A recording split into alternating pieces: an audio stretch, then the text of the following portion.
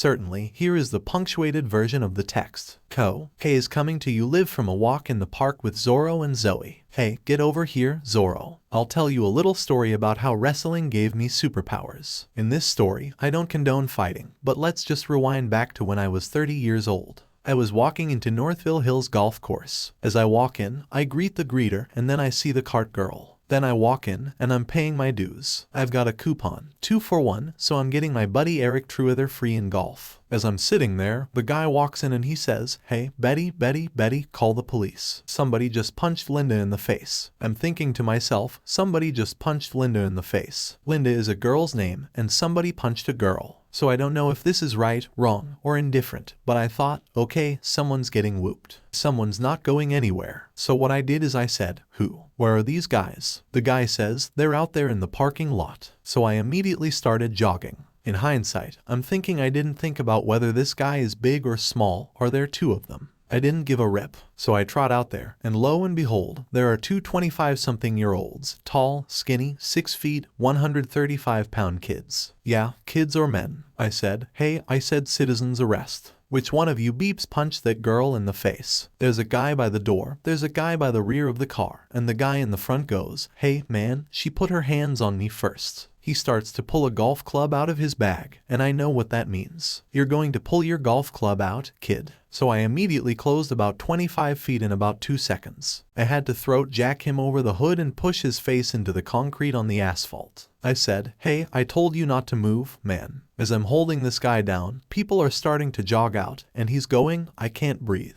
And his brother comes running around the car. As I see him run around the car, I just got low in my stance and stalled him. As he turned the corner, boom, blast double. He folded over my back like rubber. He slammed on the asphalt. I said, "I told you not to move." So I get this guy's arm across his throat, and I'm kneeling on his back. I'm like, "Don't move, man." And his brother comes around the car to get me again. So as he comes around the car, I kind of helped him by grabbing him by the neck and making him run a little faster than he wanted. He skipped off the asphalt like a rock on water. I was like, "I told you not to move." By this time, the other guy's trying to get me, so I slam him down. I might have put my forearm in his throat. He goes, "I can't breathe," and he went out. I was like, holy crap, here we go. So everyone's standing around watching this kid get choked out. So I pick him up and throw him on the median just because I had to do something.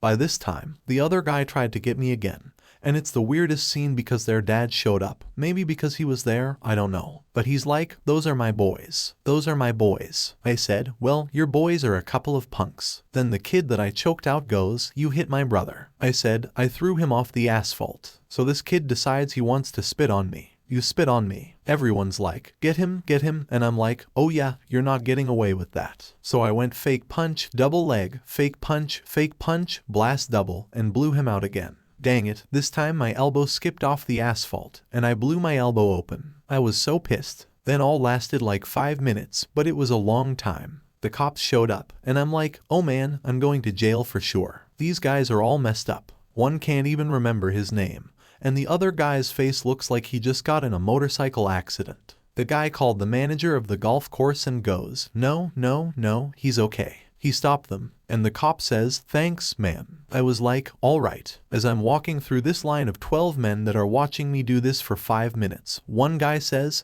"Hey, man." He's smoking a cigar. He goes, "Man, you can really handle yourself." I was like, I'm a wrestler. With deep sorrow, we announce the unexpected loss of Mike Cross, a legend in the wrestling world. His passing is a profound loss for the Linear, Michigan wrestling community and the global wrestling fraternity. Mike Cross, known for his coaching prowess, was more than a coach. He was a mentor, motivator, and an inspiration to countless athletes. His commitment to the sport and its values was unwavering. Mike's influence extended far beyond the mat. He mentored coaches, championed the sport, and served as a role model for young athletes. His legacy as a transformative force in wrestling and character development will endure through those he touched. We offer our deepest condolences to his family. Your support and memories are appreciated. May his soul find eternal peace. Farewell, Coach Cross.